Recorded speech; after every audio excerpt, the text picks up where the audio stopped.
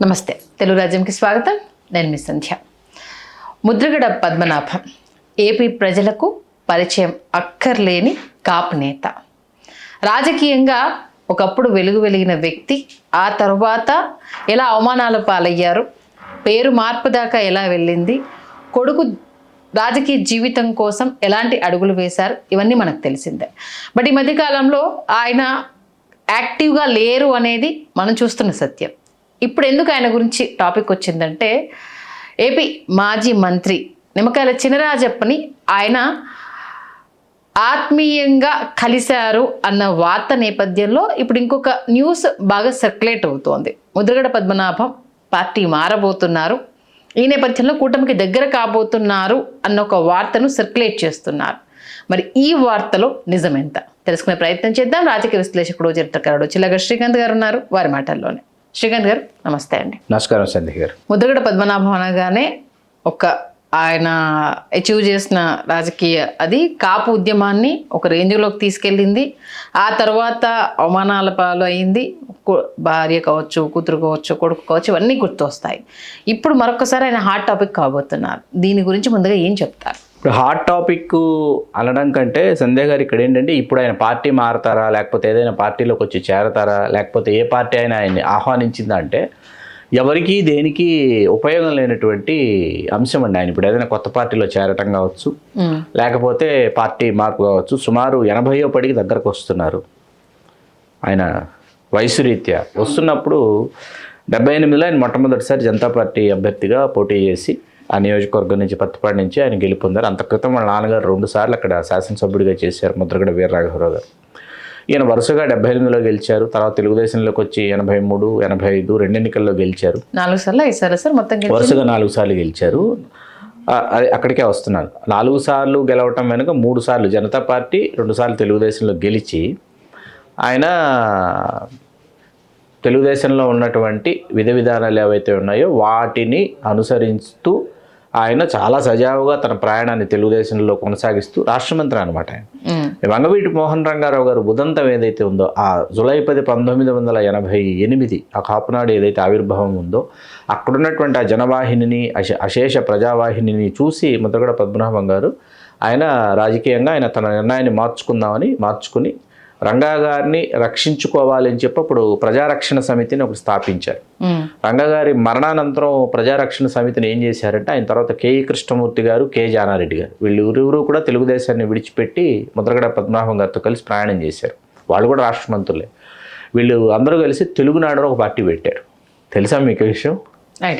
తెలుగునాడును ఒక పార్టీ పెట్టి 1989 పెట్టి రాజీవ్ గాంధీ గారికి ఒక విందు అది ఇచ్చి, ఆ తర్వాత రాజీవ్ గాంధీ గారు చెన్నారెడ్డి గారికి అప్పచెప్పి, చెన్నారెడ్డి గారు పిసిసి అధ్యక్షులు. మళ్ళీ కొత్త పార్టీ పెట్టి కాంగ్రెస్ విజయావకాశాలు దెబ్బతీస్తారు, అదేదో కాంగ్రెస్లోకి విలీనం చేసుకుని ఖచ్చితంగా మంత్రులు చేస్తాం వెళ్ళని చెప్తే బాగుంటుంది కదా అంటే, చెన్నారెడ్డి గారు కూడా సుముఖంగా ఉన్నానని చెప్పిన తర్వాత ఆయనతో కలిసి ప్రయాణం చేస్తున్న వాళ్ళకి ఎవరికి చెప్పకుండా ముద్రగడ పద్మనాభం గారు రాత్రికి రాత్రి అందరూ హైదరాబాద్లో ఉన్నారు.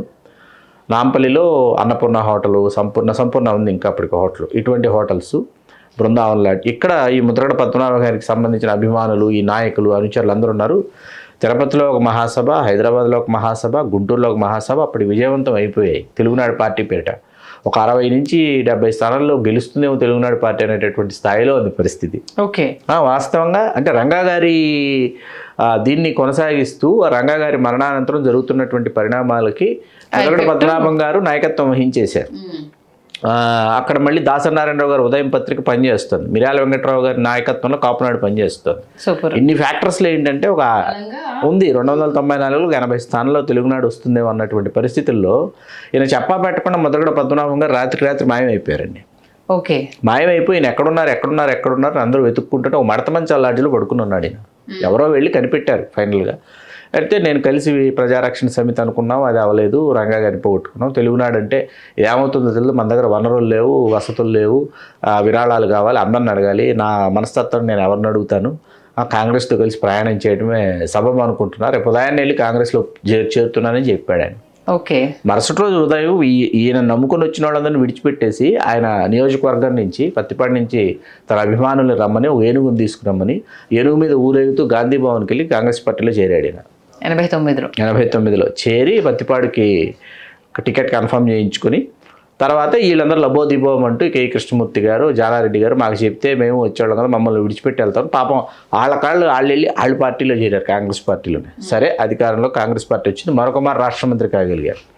మళ్ళీ ఏంటంటే ఈయన ఆల్ ఆఫ్ ఎ సడన్ అలుగుతాడండి. ఈయన ఎందుకు అలుగుతాడు అంటే ఆయన కోపం వచ్చింది, ఆయనకి ఆకలేసింది, ఆయనకి అలకొచ్చింది.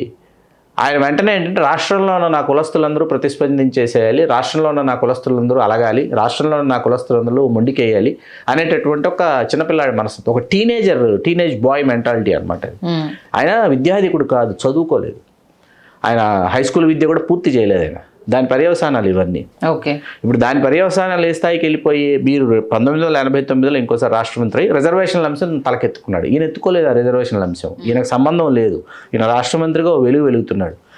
టైగర్ నల్లా సూర్యచంద్రరావు గారు ఎత్తుకున్నారు, కోనసీమ బెబ్బులి అంటారు. ఆ టైగర్ నల్లా సూర్యచంద్రరావు గారు అమలాపురం, ఆయన దీన్ని తలకెత్తుకునే రిజర్వేషన్ల అంశాన్ని సలాది గంగాధర రామారావు గారిని ఒక ప్రముఖ న్యాయవాది, ఈ నల్లా సూర్యచంద్రరావు గారు, అట్లాగే నిమ్మకాయల వీరరాఘవ నాయుడు గారు, సలాది స్వామినాయుడు గారు, వీళ్ళు దీన్ని తలకెత్తుకొని వీళ్ళు నల్లా సూర్యచంద్రరావు గారు మిర్యాల వెంకటరావు గారికి అత్యంత సన్నిహితులు. వీళ్ళు మిర్యాల వెంకటరావు గారిని ఏమని ప్రశ్నించారంటే ఆయన సూచనలు తీసుకున్నారు. మేము ఈ స్టాండ్ తీసుకుంటే ఏమిటి అంటే నేను బ్యాక్ ఎండ్లో ఉంటా, నేను ఫోర్ ఫ్రంట్లోకి రాకూడదు. ఎందుకు?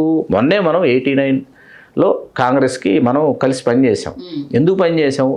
మా రంగా గారిని ఏ ప్రభుత్వంలో అయితే కోల్పోయామో ఆ ప్రభుత్వాన్ని గద్దె దింపాలనేటటువంటి ఆలోచనతో వచ్చాం. ఇక్కడేంటి 8 మంది రాష్ట్ర మంత్రులు ఉన్నారు, కేంద్ర మంత్రులు ఉన్నారు, డీజీపీ ఉన్నారు, వెంకట్రావు గారు లాంటి నాయకుడు ఉన్నాడు, నేనున్నాను. కాబట్టి ఇక్కడ ఏంటంటే నేను ప్రభుత్వాన్ని పదే ప్రశ్నించకూడదు, మీరు వెలుపల నుంచి మీరు ప్రశ్నించవచ్చు అని కాపు రిజర్వేషన్ పోరాట సమితి అనేదానికి తన మద్దతును ఆయన తెలియజేశారు. ఒకవైపు రాయలసీమ ప్రాంతంలో నల్లగట్ల నరసింహులు గారు ఒకరు, నాగలాపురం మునిశంకర్ గారు తిరుపతి న్యాయవాది, నల్లగట్ల నరసింహులు గారు న్యాయవాది, నాగలాపురం మునిశంకర్ గారు న్యాయవాది. వీళ్ళు ఒక కాపునాడు బలిజ మహాసభ నిర్వహించాలి తిరుపతిలో 92లో. అది చాలా ఉధృతంగా జరిగింది తిరుపతిలో, కనీ వినిరగనంత మంది జనం పోటెత్తారు దానికి. వీటి బ్యాక్ ఎండ్లో మిర్యాల వెంకటరావు గారు ఉన్నారు. ఓకే, ఆయన ముందుకు వచ్చి ప్రభుత్వాన్ని ప్రశ్నించకూడదు కాబట్టి నేను బ్యాక్ ఎండ్లో ఉంటాను, మిమ్మల్ని ఫ్రంట్ వారియర్స్గా మిమ్మల్ని నేను ప్రతిష్ఠిస్తాను, మీరు ఫైట్ చేయండి అని చెప్పి ఆయన వీళ్ళకి అవకాశం ఇచ్చాడు. అలా ఇక్కడ కోనసీమ ప్రాంతంలో ఈ నల్లా సూర్యచంద్రరావు గారు ఆమరణ నిరాహార దీక్ష చేస్తూ కూర్చున్నది ఆయన. అంత క్రితం సైకిల్ యాత్రలు చేసింది నల్లా సూర్యచంద్రరావు గారు. ఆయనతో సలాది స్వామినాయుడు గారు, గంగాధర, తోట త్రిమూర్తులు గారు ఉండేవారు. క్షమించాలి చెప్పడం మర్చిపోయి, తోట త్రిమూర్తులు గారు ఉండేవారు. వీళ్ళంతా తోట త్రిమూర్తులు గారికి నల్లా సూర్యచంద్రరావు గారి కుటుంబానికి అంత క్రితం ఒక వైరుధ్యాలు ఉన్నప్పటికీ సలాది గంగాధర రామారావు గారు ఆ వైరుధ్యాలని రూపుమాపి వాళ్ళని ఒక ఏకతాటి మీదకి తీసుకొచ్చి అప్పటి తోట త్రిమూర్తులు గారు ఇంకా శాసనసభ్యుడు కాల. ఓకే, భవిష్యత్తులో తోట త్రిమూర్తులు గారు, నల్లా సూర్యచంద్ర గారు వీళ్ళందరూ శాసనసభ్యులు అవుతారు, భవిష్యత్తుకు నాయకులు అవుతారు అనేటటువంటి ఒక దూరదృష్టితో సలాది గంగాధర రామారావు గారు వీళ్ళని తీర్చిదిద్దారు. ఈ పూర్వరంగం అంతా ఎందుకు చెప్తున్నా అంటే వీళ్ళు సంబంధించినటువంటి పూర్వరంగం ఇది జరుగుతుండగా, ఇదంతా జరుగుతుండగా ఆ ఉద్యమం, ఆ ఆమరణ నిరాహార దీక్ష ఏదైతే జరుగుతుందో ఆ దీక్షా శిబిరంలోకి ఎవరూ పిలవకుండా వెళ్ళి ముద్రగడ పద్మనాభం గారు కూర్చున్నారు. ఓకే, కూర్చుని ఇవాళ నుంచి నేను లీడ్ చేస్తాను అన్నాడు ఆయన. నేను కాంగ్రెస్ లో చేరిన తర్వాత రాష్ట్ర మంత్రి వదిలిపెట్టేది లీడ్ చేస్తాను. ఆయనకి ఏంటంటే ఐడెంటిటీ క్రైసిస్ అనమాట. ఇప్పుడు అక్కడ ఒక 32 మంత్రుల్లోనో 45 మంత్రుల్లోనో ఆయన ఒక మంత్రి అండి. 8 మంది కాపులు ఉన్నారు మంత్రులు. 5 మంది కాపుల్లో ఈయన ఒక కాపు. అక్కడ ఎవరు ముఖ్యమంత్రి అయినా రెడ్డి గారు ముఖ్యమంత్రి అవుతారు, చెన్నారెడ్డి గారు, జనార్దన్ రెడ్డి గారు, తర్వాత విజయభాస్కర్ రెడ్డి గారు ముఖ్యమంత్రి ఆ సమయంలో. అక్కడ మీకు ఆ సమయంలో ఏంటంటే నేదుర్తిమల్లి జనార్దన్ రెడ్డి గారు ఒక స్టేట్మెంట్ ఇచ్చారు. ముద్రగడ పద్మనాభం లేడి పిల్లలు అంటాడు, ఆ జాగ్రత్తగా లేడిపిల్లని పట్టుకొని మనం పక్కన పెట్టుకోవాలి తప్ప దాన్ని వదిలిపెట్టేయకూడదు. వదిలిపెడితే అది ఎంత చెంగుమని ఎలా ఎగురుకుంటూ దొరకకుండా తిరిగి అది ఏ పొలాన్ని ధ్వంసం చేస్తుందో, ఏ అడవిలో పడి దేన్ని ఎట్లాగా ఇది చేస్తుందో తెలియదు. అట్లాంటి ముద్రగడ పద్మనాభం అని నేదురుమల్లి జనార్దన్ రెడ్డి గారు చెప్పారు. అట్లాగే రావులపాలెం ఘటన, కోట్ల విజయభాస్కర్ రెడ్డి గారు వచ్చారు, పోలీసుల చేత లాఠీ చార్జీ జరిగింది, ఉద్యమకారులు, కాపు ఉద్యమకారులు. సరే ఇవాళకి చాలామంది ఏంటంటే ఇవాళ ప్రతి ఒక్కరు చాలామంది, కొంతమంది పేర్లు అనవసరం, సీనియర్స్ ఆ ఉద్యమంలో పాల్గొన్నామని చెప్పుకుంటూ ఉంటారు.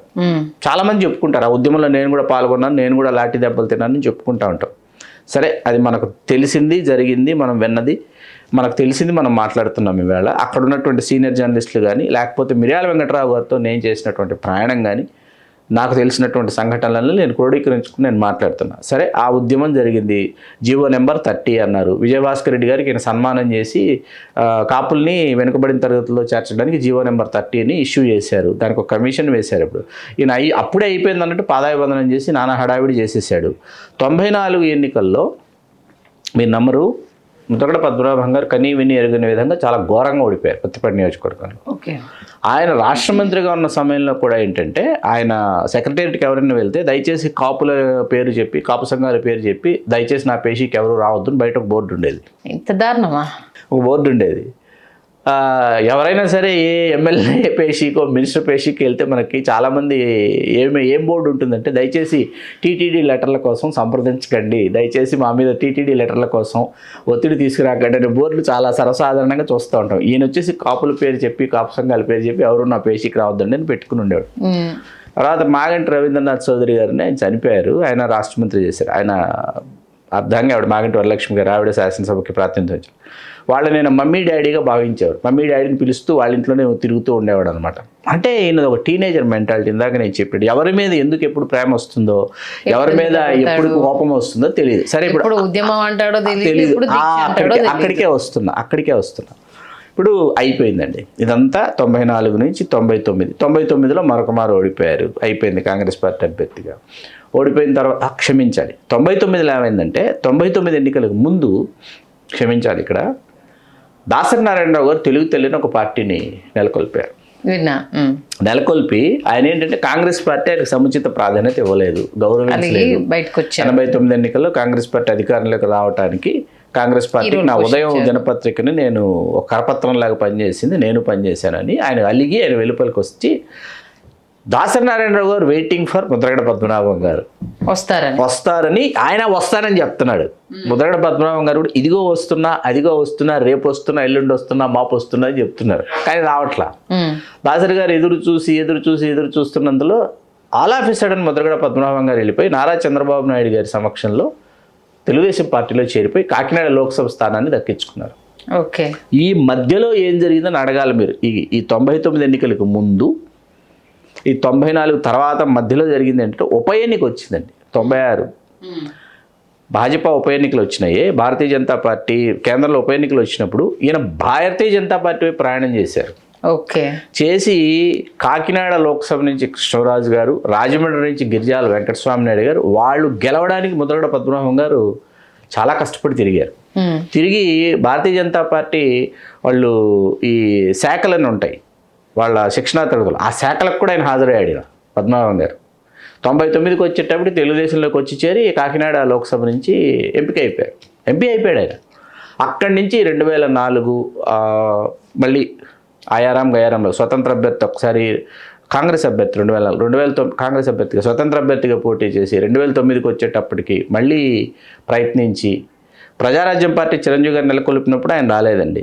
జనసేన పార్టీ పవన్ కళ్యాణ్ గారు నెలకొల్పినప్పుడు ఆయన రాలే. ఆయన ఏంటంటే వాళ్ళు పిలవాలి, వాళ్ళు మా ఇంటికి రావాలంటాడు ఆయన. ఎట్లా వస్తారు? వాళ్ళు మా ఇంటికి రావాలంటాడు. సరే, వాళ్ళు మీ ఇంటికి రావాలి, అక్కడికే వస్తున్నాం. 2016, 14 అయిపోయింది. 14లో విభజిత ఆంధ్రప్రదేశ్, తెలుగుదేశం, జనసేన, భాజపా అధికారంలోకి వచ్చింది. ఇక్కడ ఆంధ్రప్రదేశ్ రాష్ట్ర ఉప ముఖ్యమంత్రి, ఆంధ్రప్రదేశ్ రాష్ట్ర హోంశాఖ మంత్రులుగా నిమ్మకాయల చినరాజప్ప గారు ప్రమాణ స్వీకారం చేశారు. ఆంధ్రప్రదేశ్ రాష్ట్ర ఉప ముఖ్యమంత్రి నిమ్మకాయల చినరాజప్ప. మా ముద్రగడ కుటుంబం ఏంటి, మేమేంటి, మా 100 ఎకరాలు ఏంటి, అవన్నీ కరిగి కర్పూరం అయిపోయాయి అనుకోండి, అది వేరే విషయం. వాళ్ళ అతిథి మర్యాదలు అంటే ఆయన ప్రభుత్వం మీద, పాలకుల మీద ఆధారపడేవాడు కాదు. ఒక ఉత్సవం వచ్చింది, ఒక కార్యక్రమం చెయ్యాలి, మన ఇంటికి ఎవరో భోజనానికి వస్తున్నారంటే ఎకరాలు అమ్మేసి చేసినటువంటి ఘనత, అందులో సందేహం లేదు. మళ్ళీ అందులో ఎవరికి ఏ విధమైన కంప్లైంట్ లేదు. ఓకే. పొలిటికల్ స్టాండ్ దగ్గరనే తడబాటు, చాలా తడబాటు, మామూలు తడబాట్లు కాదు.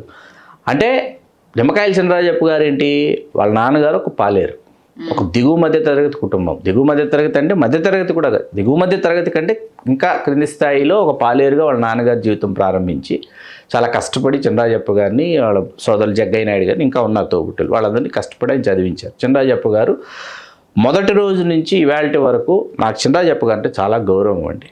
నాకు తెలుగుదేశంలో నిమ్మకాయల చంద్రరాజప్ప గారు అంటే చాలా గౌరవం, కాంగ్రెస్ పార్టీలో వి హనుమంతరావు గారు అంటే, అట్లాగే కేబీఆర్ నాయుడు గారు ఒక ఆయన ఉన్నారు ఢిల్లీలో, వీళ్ళంటే చాలా గౌరవం. ఎందుకంటే డే 1 నుంచి వాళ్ళు ఒక పార్టీ అంటే ఒక పార్టీ, ఒక స్టాండ్ అంటే ఒక స్టాండ్, ఒక భావజాలం అంటే ఒక భావజాలం, గెలుపు ఓటమి దాంతో సంబంధం లేదు అసలు.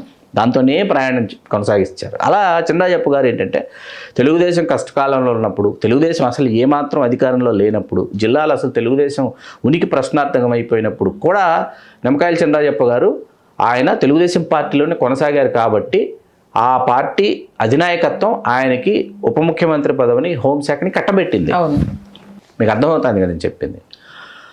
అరే ఒక పాలేరు కొడుకు ఉప ముఖ్యమంత్రి అయిపోయాడు కాపోడు, మీకు అర్థమైంది కదా. అరే ఒక పాలేరు కొడుకు మన ముందు అసలు మనం తెలుగుదేశం పార్టీలో రాష్ట్ర మంత్రిగా మనం ఒక వెలుగుతున్నప్పుడు, మనం జిల్లాలో తెలుగుదేశం పార్టీ లోక్సభ సభ్యుడిగా 99లో గెలిచిన తర్వాత మన హవా చలాయిస్తున్నప్పుడు, మన ముందు నించున్నటువంటి, మనల్ని ఎంతో గౌరవించినటువంటి, మనం కనిపిస్తే అసలు కంగారు పడిపోయేటటువంటి నిమ్మకాయల చంద్రరాజప్ప ఆంధ్రప్రదేశ్ రాష్ట్ర ఉప ముఖ్యమంత్రి, హోంశాఖ మంత్రి అని ఆయనకి ఈ ప్రభుత్వం మీద తిరుగుబాటు చేయాలి ఏదో విధంగా వచ్చేసింది. ఇట్స్ వెరీ క్లియర్ అన్నమాట. బట్ అక్కడ నా క్యారెక్టర్ ఎఫెక్ట్ వల్ల ఇది వచ్చింది అన్న దానికన్నా నాకంటే తక్కువ ఉన్నవాడికి పదవి దక్కింది. Very clear. అక్కడ తర్వాత తుని ముద్రగడ పద్మనాభం గారి వియ్యంకుడి స్వస్థలం అండి. అక్కడ వియ్యంకుడికి సంబంధించినటువంటి భూమికి సంబంధించి లావాదేవీలకు సంబంధించి ఏదో తగాదా జరిగింది. యనమల రామకృష్ణుడు వీళ్ళు అక్కడ వ్యతిరేకంగా చేశారు, పద్మనాభం గారి వియ్యంకుడికి ఫేవర్ చేయలేదనేటటువంటిది ముద్రగడ పద్మనాభం గారు పెట్టుకుని తునిలో పెట్టారు. అందుకే మీటింగ్ ఆయన 2016 జనవరి 30 తునిలో పెట్టి అక్కడ ఇది ఏంటంటే అప్పుడు కాంగ్రెస్ పార్టీ వచ్చి వైకాపా వచ్చేసింది కదా అప్పటికి. వైకాపా 2014లో మీకు 67 స్థానాలు 69 స్థానాలు శాసనసభలో గెలిచి వాళ్ళు దీని ఒక మహా అవకాశంగా భావించారు. చాలా పెద్ద అవకాశాన్ని ఎందుకు భావించారంటే ఇంత పెద్ద డయాస్ మనకు దొరకదు, ఇంత పెద్ద కమ్యూనిటీ గెట్ టుగెదర్ అని వీళ్ళందరూ కూడా చాలా ఆశల పల్లకిలో ఊరేగితే అక్కడికి వెళ్ళి డయాస్ మొత్తం ఆక్యుపై చేసుకున్నారు. అసలు డాష్ మీద సండే గారు ఏ లీడర్ లేడో చెప్పడం కష్టం. అంటే పాత తెలుగుదేశం కాపులు కావచ్చు, పాత కాంగ్రెస్ నాయకులు కావచ్చు, ఏకతాటి మీదకి వచ్చేసినప్పుడు ఉద్యమాన్ని చూసి చాలా మంది రాత్రి వరకు మీరు ఆ కార్యక్రమాన్ని మీరు సజావుగా ప్రతి ఒక్కరికి మీరు సమయం ఇచ్చి వాళ్ళ చేత అద్భుతమైన ప్రసంగాలు చేయించి మీరు హోరెత్తించవచ్చు. ఈయన మొత్తం ఇప్పుడు ఈ క్రెడిట్ అంతా వీళ్ళు ఎక్కడ తీసేసుకుంటారో, ఈ 1 మ్యాన్ క్రెడిట్ కావాలి, ఇది 1 మ్యాన్ షో అవ్వాలని తేలిపోయింది. రైల్వే ట్రాక్ ఎక్కిస్తాడు ఈయన. ఎక్కేసి ఆ రైలు బోగిని తగలబెట్టడం, పోలీస్ స్టేషన్లు తగలబెట్టడం, గడ్డివాములు తగలబెట్టడం అన్నీ చేసి రాష్ట్ర వ్యాప్తంగా కాకుండా ప్రపంచవ్యాప్తంగా ఉన్నటువంటి ప్రపంచానికి జనులకు ఏం తెలియజేసి అంటే ఈ కులము ఇలా తగలబెట్టేస్తుంది, స్టేషన్లు తగలబెడుతుంది, బోగీలు తగలబెడుతుంది, గడ్డివాములు తగలబెడుతుంది, వీళ్ళు రౌడీ మోకులు, వీళ్ళు అల్లరి మోకులు అనేటటువంటి ఒక దురభిప్రాయాన్ని ఈయన ఈ జాతి మీద కలిగించాడు. ఎందుకంటే సభకు వచ్చిన జనం కావచ్చు, అసలు అన్ని దారులు అప్పుడు, ఎందుకంటే మీడియా చాలా ఛానల్స్ వచ్చాయప్పటికీ తుని ఇన్సిడెంట్ చూసి ఉలిక్కిపడ్డ సందర్భం కూడా అక్కడ ఉంది. ఏంటి ఏకతాటిపైకి వచ్చారా కాపులంతా, ఇంత పెద్ద ఎత్తున ఇంతమంది లీడర్లు ఉన్నారా, ఇంతమంది ఇప్పుడు ఏకం కాబోతున్నారా, మరుగున పడిపోయిన వాళ్ళు కూడా చాలా మంది రావడం చూసి ఇదేదో జరగబోతుంది అనుకునే స్టేజ్ నుంచి ఎక్కడికో తీసుకెళ్ళిపోయారు. సరే మీరు వచ్చారు, కేసులు అక్కడి నుంచి జరిగినాయి. ఆయనతో పాటు ఉద్యమంలో పాల్పంచుకున్న వాళ్ళు ఎవరు? నల్లా విష్ణుమూర్తి గారు, స్వయాన నల్లా సూర్యచంద్ర గారు, అన్నయ్య గారు, ఎక్స్ మున్సిపల్ చైర్మన్ అమలాపురం, ఆకుల రామకృష్ణ గారు కోనసీమ కొత్తపేట. ఆయన ఇప్పుడు ఒక నియోజకవర్గానికి ఆయన తెలుగుదేశం వాళ్ళు అనపర్తి అనుకుంటాను ఇన్ఛార్జిగా వేశారు. తర్వాత వాసిరెడ్డి యేసుదాస్ గారిని ఆయన వీళ్ళని తీసుకున్నారు. ఆ తర్వాత కేసులు, తర్వాత జైళ్ళు, తెలిసిందే కదా మీకు. ఈ కుటుంబ సభ్యుల్ని హింసించారు, నా కుటుంబాన్ని. మీరు ఇప్పటికీ ముద్రగడ పద్మనాభం గారి వీడియో చూస్తే నా కుటుంబాన్ని అవమానించారు కాబట్టి నేను తాడోపేడు, నా జాతిని అవమానించారని ఆయన ఎప్పుడూ నా కుటుంబాన్ని అవమానించారు కాబట్టి, నా కొడుకుని అన్నారు, కోడలను అన్నారు, మావిని అన్నారు కాబట్టి అన్నారు తప్ప ఇక్కడ ఈ 2016 సంఘటన ఏదైతే ఉందో, ఈ జైలుకు వెళ్ళినటువంటి వాళ్ళు ఎవరైతే ఉన్నారో, ఇంక్లూడింగ్ ముద్రగడ పద్మనాభం గారు, ఆకుల రామకృష్ణ గారు, వాసిరెడ్డి యేసుదాస్ గారు, నల్లా విష్ణుమూర్తి గారు, వీళ్ళందరినీ వీళ్ళు ముద్రగడ పద్మనాభం గారిని కాపాడుకోవాలి, ఆయన ఇట్లా గృహ నిర్బంధం చేసేశారు అన్న సమయంలో దాసనారాయణరావు గారు, చిరంజీవి గారు వీళ్ళందరూ ఇక్కడి నుంచి అక్కడికి వెళ్ళారు. వాళ్ళందరినీ రైల్వే స్టేషన్లోనే అడ్డుకోవటం, ఇన్ని ఎయిర్పోర్ట్లో అడ్డుకోవటం, వెనక్కి పంపించడం జరిగింది. వచ్చి పార్క్ హైత్లో చాలా పెద్ద గెట్ టుగెదర్ పెట్టి మీటింగ్ పెట్టి కాపాడుకుంటాం మేము. చిరంజీవి గారి జీవితంలో చిరంజీవి గారు ఎప్పుడు మీడియాని ఫేస్ చేసి ముద్రగడ పద్మనాభం గారి కోసం చిరంజీవి గారు వెలుపలికి వచ్చారు. ప్రజారాజ్యం పార్టీ పెట్టినప్పుడు మీరు రాలా, మీరు కష్టకాలంలో ఉన్నప్పుడు చిరంజీవి గారు వచ్చారు. మీకు అర్థమవుతుంది. అదే సమయంలో పవన్ కళ్యాణ్ గారు వచ్చి దాసనారాయణరావు గారిని కూడా కలిసి మాట్లాడారు. మాటల మధ్యలో దాసనారాయణరావు గారు పవన్ కళ్యాణ్ గారిని హీరోగా పెట్టి సినిమా నిర్మిద్దాం అనుకుంటున్నాను త్రివిక్రమ్ దర్శకత్వంలో. దాసనారాయణరావు గారు నేను వెంటనే డేట్లు ఇస్తాను ఆయన అన్నారు. ఇవన్నీ జరిగినాయి. లంచ్ మీటింగ్లు ఇక్కడ గంగయ్య నాయుడు గారిని, సుప్రసిద్ధ న్యాయవాది, హైకోర్టు సుప్రీంకోర్టు న్యాయవాది, వారింట్లో టీ, ఇట్లా ముద్రగడ పద్మనాభం గారు దేర్ ఆర్ సో మెనీ ప్లాట్ఫామ్స్కి ఆయన వచ్చి ఆయన మనందరం కలిసి ప్రయాణం చేయాలనేటువంటి సందర్భం. ఆ తర్వాత ఉన్నపళంగా కాడి దించేశాడు ఆయన. కాడి దింపుకున్నాడు. దించేసి ఆల్ ఆఫ్ ఎ సడన్ ఏంటంటే నేను ఉద్యమం నుంచి వైదొలుగుతున్నాను ఒక లెటర్ రాస్తాడండి ఆయన.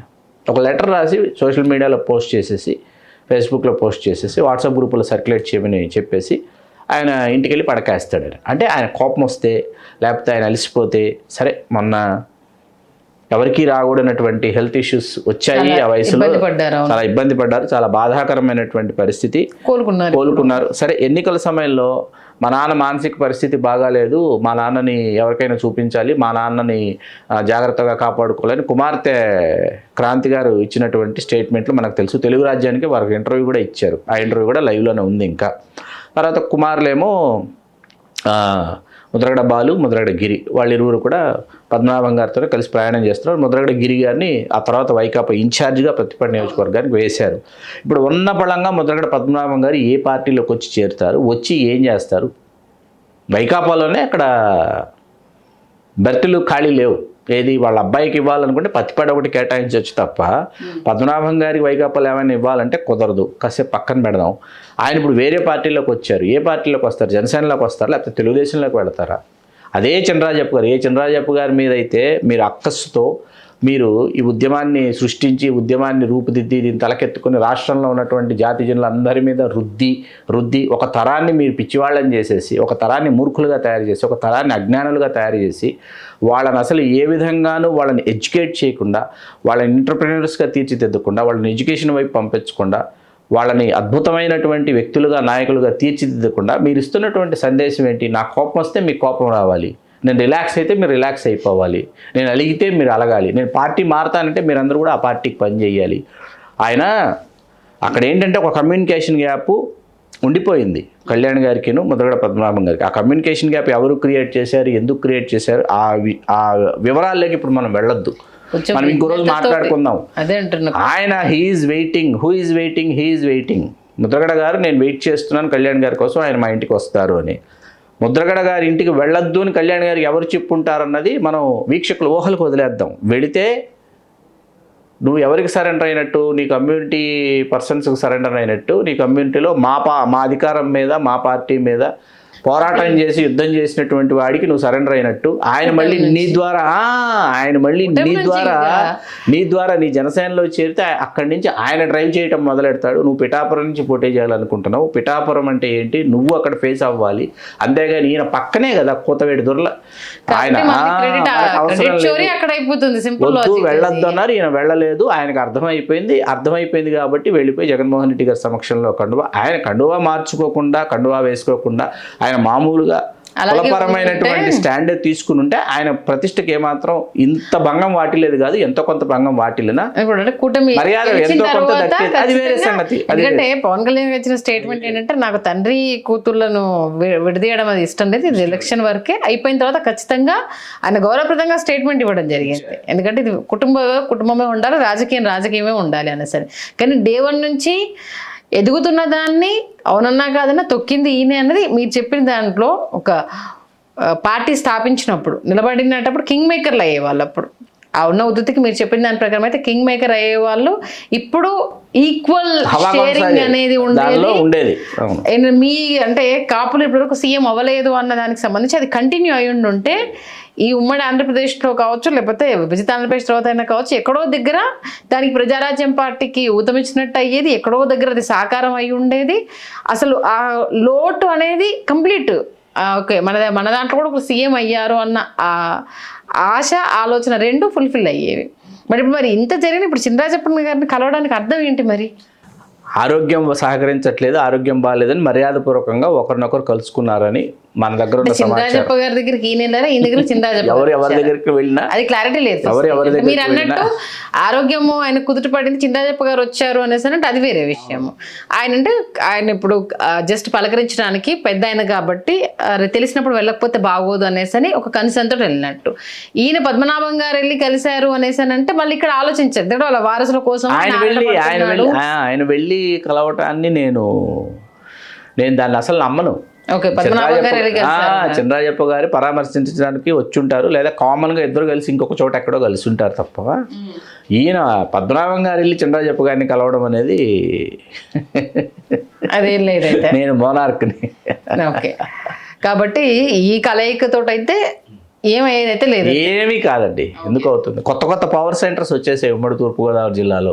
ఓకే, మొత్తం ధన ప్రవాహమే రాజకీయాల్లో అంతిమ లక్ష్యం అయిపోయినటువంటి పరిస్థితుల్లో ఈవేళ నాకు అన్యాయం జరిగింది, మా వాడికి అన్యాయం జరిగింది. ఇప్పుడు రిజర్వేషన్ల అంశం అనేది అది మీకు లోక్సభ నుంచి సుప్రీంకోర్టు పరిధిలోకి వెళ్ళిపోయిందండి. రిజర్వేషన్ల అంశం ఎవరైనా సరే ఇప్పుడు ఈ రిజర్వేషన్ల అంశాన్ని తెర మీదకి తీసుకొచ్చి దీని మీద పబ్బం గడుపుకుంటా ఉంటే మాత్రం అంతకంటే పెద్ద జోక్ ఇంకొకటి లేదు.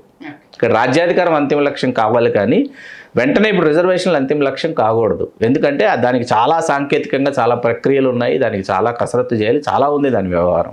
కంక్లూజన్ ఏమిస్తారు ఓవరాల్గా? ఇంకా ముద్రగడ పద్మనాభం గారు ఏ పార్టీలోకి వచ్చినా ఇప్పుడు ఆ పార్టీకి వనగూడేటటువంటి ఆయన వల్ల ఎటువంటి యాడెడ్ ఫ్లేవర్లు యాడెడ్ గ్లామర్లు అయితే ఎక్కడ ఎప్పుడు లేవు. అది గడిచిపోయినటువంటి గతం. ఆ గతం ఒక గత వైభవంగా మిగిలిపోయింది తప్ప అది ప్రస్తుతం ఈ వర్తమానంలో అది ఏమీ దేదీప్యమానం కాజాలదు. మంచి విశ్లేషణ. అంటే ఎక్కడ ఆయన తండ్రి తర్వాత ఆయన ఎక్కడ ప్రారంభమైంది, ఎన్ని పొరపాట్లు చేశారు, అంది వచ్చిన అవకాశాన్ని ఎలా చేజార్చారు, ఇప్పుడు నాలుగు ఖర్చుకున్న ఉపయోగం లేని పరిస్థితిలో ఉన్న విధానము, రేపు ఉపయోగం లేని సిచ్యువేషన్కి ఆయన రావడము కళ్ళకు కట్టినట్టు చాలా అద్భుతంగా వివరించారు. ధన్యవాదాలు శ్రీకాంత్. ధన్యవాదాలు సంధ్య గారు. హలో, తెలుగు రాజ్యం ఛానల్ చూస్తున్నారా? సామాజిక రాజకీయ జీవన చిత్రణే తెలుగు రాజ్యం. అతిశయోక్తులు అసత్యాలు ఉండవు. రాజకీయ కోణం కాదు, ప్రజా కోణమే కొలబద్ద. తెలుగు రాజ్యం వీక్షణ మీ ఉత్తమ అభిరుచికి నిదర్శనం.